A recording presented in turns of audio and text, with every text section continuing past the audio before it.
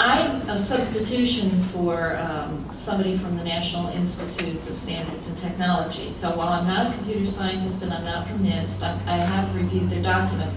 There's a technical guidelines development committee that has been working quite diligently, apparently, because it's a 500-page document of recommendations to the Election Assistance Commission.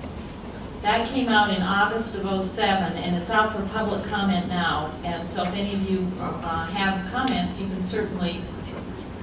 That helps. That helps. Can you shut the lights off? Yeah, we can go.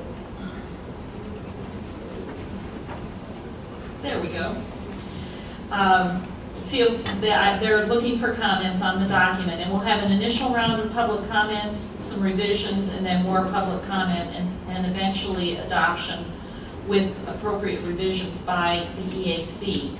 And the relevance from my perspective, one of the biggest takeaways from this are its comments on software independence. Sorry, we're learning technology here. Essentially, a big message in the document is that no software, no hardware is completely, we're not at the technology is not at a stage where you can test all of this to the point where you can get comfortable that you're going to catch every bug, every glitch, every error. We have very powerful software that lets you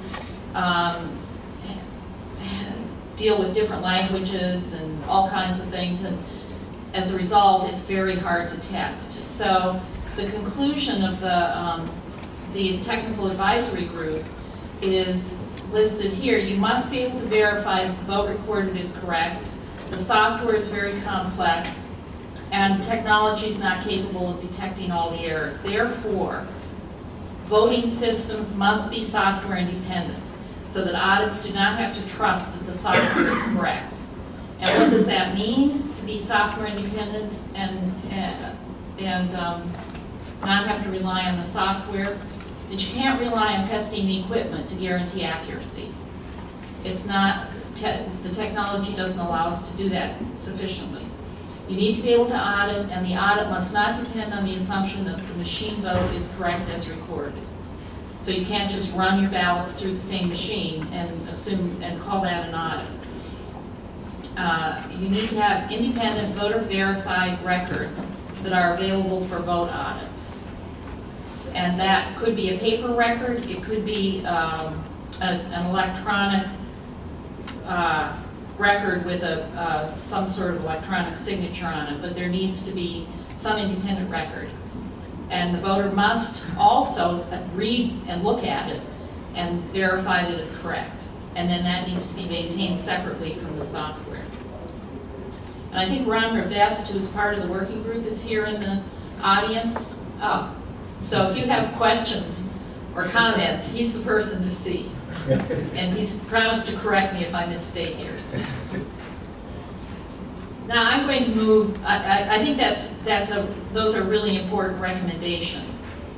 And the other perspective I can bring to this is my experience, as Kim has said, I've worked at Ernst & Young, which is one of the big 4 accounting firms, for about 10 years now. And so I've worked with auditors. I'm not an auditor, I'm not a CPA, I'm a statistician, but I've worked with them, I've helped them do their sampling, and I've been present when they've delivered the audit recommendations. And so there's a few things that you learn through that process. One is that you expect errors. Every audit I've ever seen has some discrepancies, and you'll find that, I'm sure, here too. Most of the errors are minor, they really don't have an impact on the overall accuracy. And they can be fixed. Typically, they're actually the results of an audit are a really useful tool for improving your system.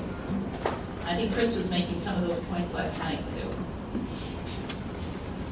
So what would you expect? First of all, election auditing is new, so we really don't know what to expect. But as with any system that's being audited for the first time, you can expect to find problems.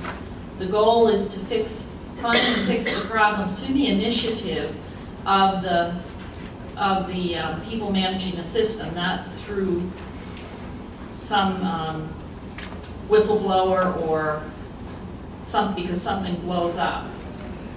The results of an audit can be discussed with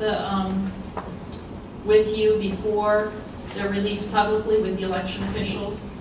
And election officials then have a chance to, I mean, the word spin is maybe not a good word, but it does give you a chance to say, yes, this was an issue, but these are all the things we put in place to address that. And that can do a lot to diffuse some of the bad press.